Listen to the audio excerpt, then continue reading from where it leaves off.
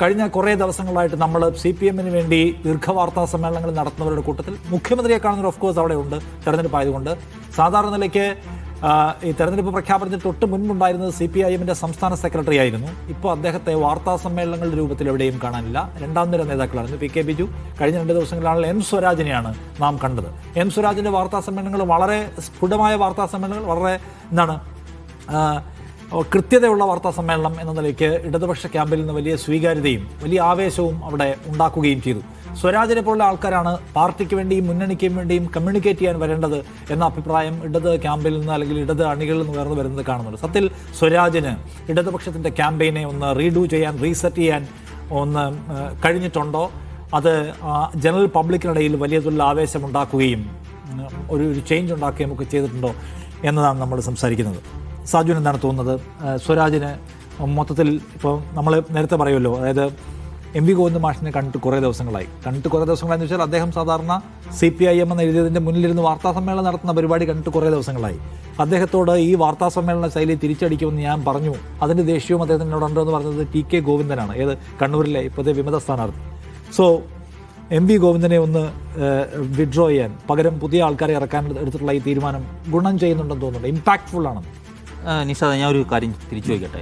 സ്വരാജ് എപ്പോഴും ഒരു ഇടത് യുവജനങ്ങൾക്കിടയിൽ ആവേശം തന്നെ ആയിരുന്നില്ലേ? ആണ്. അതുതന്നെയാണ് അദ്ദേഹത്തിൻ്റെ വാർത്താ സമ്മേളനത്തിന് ശേഷം ഇപ്പോൾ നമുക്ക് സോഷ്യൽ മീഡിയയിൽ കാണാൻ കഴിയുന്ന, അതിന് കിട്ടുന്ന ഷെയറും ലൈക്കും ഒക്കെ കണക്ക് കൂട്ടുമ്പോൾ സ്വരാജ് ഇടത് അണികൾക്കിടയിൽ ഏറ്റവും സ്വീകാര്യനായ നേതാവാണ് എന്ന കാര്യത്തിൽ സംശയമില്ല. മറ്റൊന്ന്, അദ്ദേഹത്തിൻ്റെ 2 വാർത്താ സമ്മേളനങ്ങൾ നിങ്ങൾ നോക്കൂ. കൃത്യം ആകെ ആറ്റിക്കുറുക്കി ഇതെല്ലാം വിശദീകരിക്കുന്നുണ്ട് അദ്ദേഹം.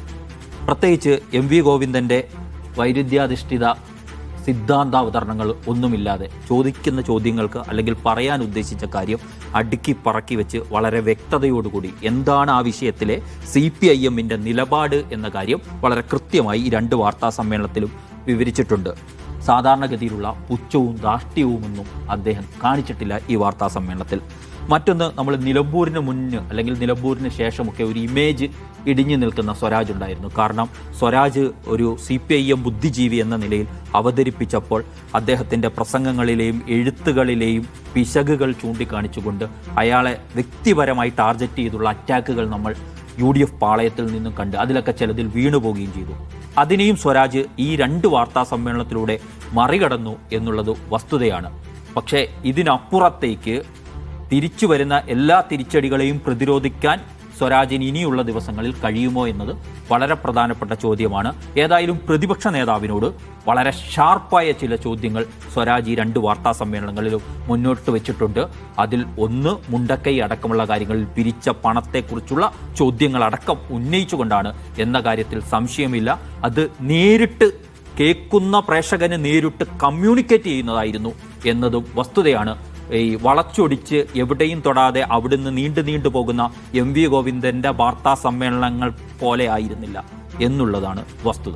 ഓക്കെ, അജിം സായം, ഈ M സ്വരാജിൻ്റെ വാർത്താ സമ്മേളനത്തെ വലിയ തോതിൽ ഇടതുപക്ഷ അനുഭാവികളും ഇടതുപക്ഷക്കാരും കൊണ്ടാടുന്നത് കണ്ടു. അത് പക്ഷേ ആ നിലയ്ക്ക് ജനറൽ പബ്ലിക്കിനെ ആകമാനം സ്വാധീനിക്കാൻ ശേഷിയുള്ള ഒന്നായിട്ട് വികസിച്ചു എന്ന് തോന്നുന്നുണ്ടോ?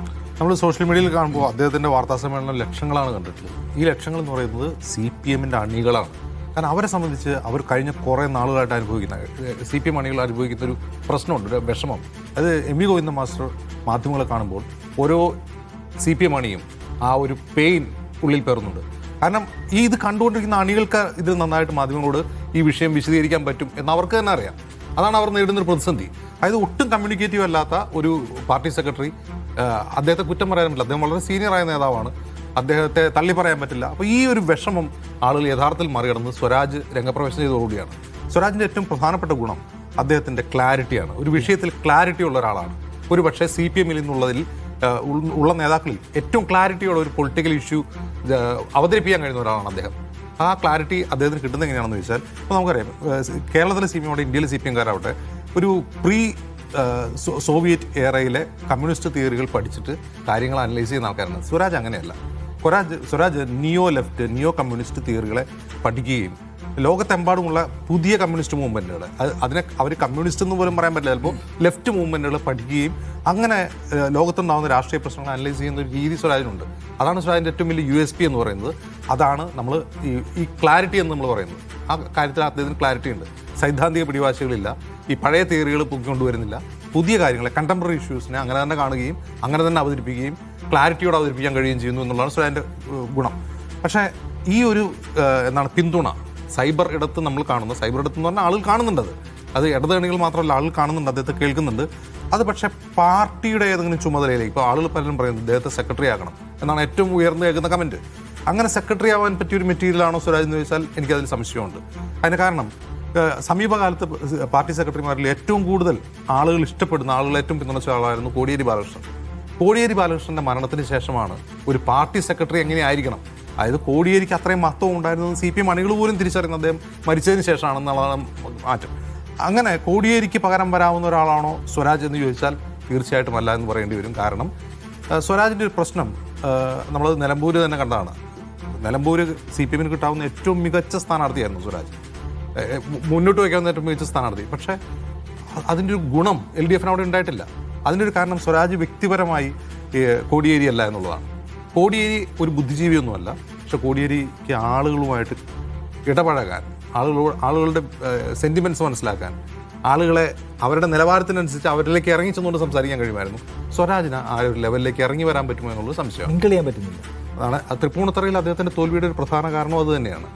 കാരണം ഇടതു തരംഗം ആഞ്ഞടിച്ച 2021 തെരഞ്ഞെടുപ്പിൽ തൃപ്പൂണിത്തറയിൽ സ്വരാജ് തോക്കുക എന്ന് പറഞ്ഞാൽ വേറെ എന്ത് കാരണം കണ്ടെത്താൻ കഴിയും? ശരി, എന്തായാലും സ്വരാജ് നടത്തിയ വാർത്താ സമ്മേളനം അല്ലെങ്കിൽ അദ്ദേഹത്തിന്റെ വരവ് ഇടതുപക്ഷ അനുഭാവികളെയും അണികളെയും ആവേശം കൊള്ളിച്ചിട്ടുണ്ട്. അതിന് നേരത്തെ പറഞ്ഞ MV ഗോവിന്ദന്റെ വാർത്താ സമ്മേളനങ്ങളുടെ പരാജയം ഒരു പ്രധാനപ്പെട്ട ഘടകവുമായിരിക്കാം.